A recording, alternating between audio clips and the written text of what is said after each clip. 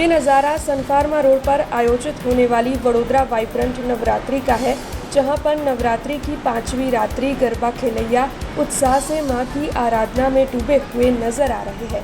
नवरात्रि का पर्व चल रहा है, मां की शक्ति और भक्ति का पर्व चल रहा है। तब वडोदरा वाइब्रेंट नवरात्रि में गायिका कैरवी बूच और उनकी टीम के सुर गरबा रसिकों के उत्साह में और बढ़ावा कर रहे हैं।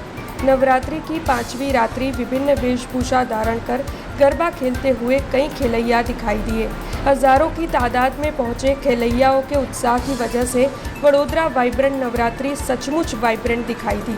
वैसे इस दौरान मां की आरती करने वडोदरा के मेयर पिंकीबेन सोनी, सांसद डॉक्टर हेमांग जोशी, स्थायी समिति के चेयरमैन डॉक्टर शीतल मिस्त्री, जीटीपीएल के डायरेक्टर अमित शाह और अन्य अग्रणी पहुंचे थे।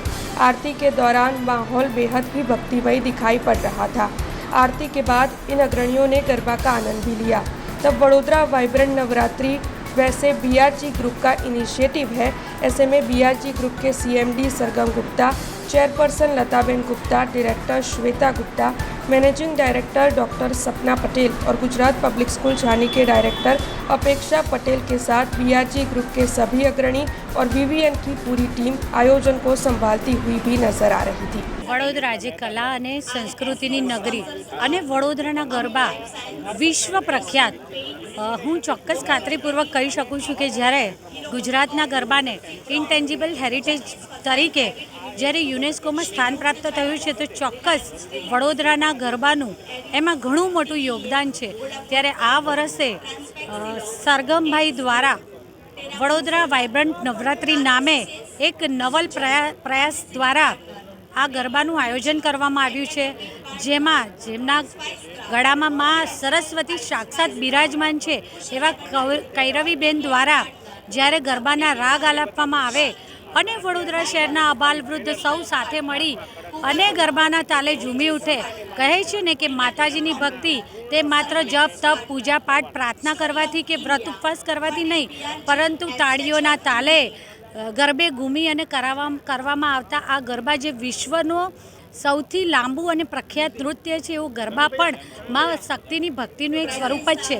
ત્યારે વડોદરા શહેરમાં સર્વપ્રથમ વખત એમને આ આયોજન કર્યું છે અને સરગમભાઈના આ આયોજનને વડોદરા શહેરના નગરજનોએ ખૂબ સુંદર પ્રતિસાદ પણ આપ્યો છે।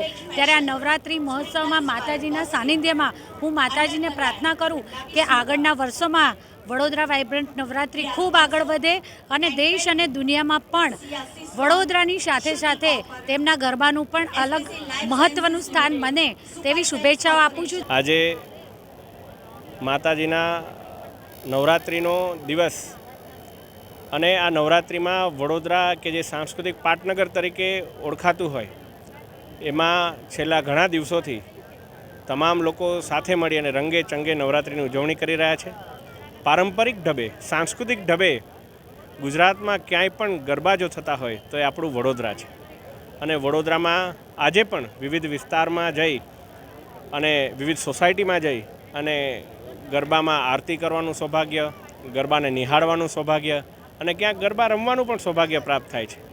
ત્યારે વડોદરાની આ ઉત્સવપ્રિય જનતાને મારે કહેવું છે કે જે પ્રકારે ગુજરાત સરકાર, ગુજરાત પોલીસ હંમેશા કાયદો જાળવવામાં ઝીરો ટોલરન્સની નીતિ અપનાવે છે, એના ભાગરૂપે 3 દિવસની અંદર જે વડોદરામાં ઘટના બની આ ઘટનામાં 3 દિવસની અંદર સરકારશ્રી દ્વારા અને વડોદરાની પોલીસ દ્વારા આ કાર્યવાહી કરવામાં આવી છે।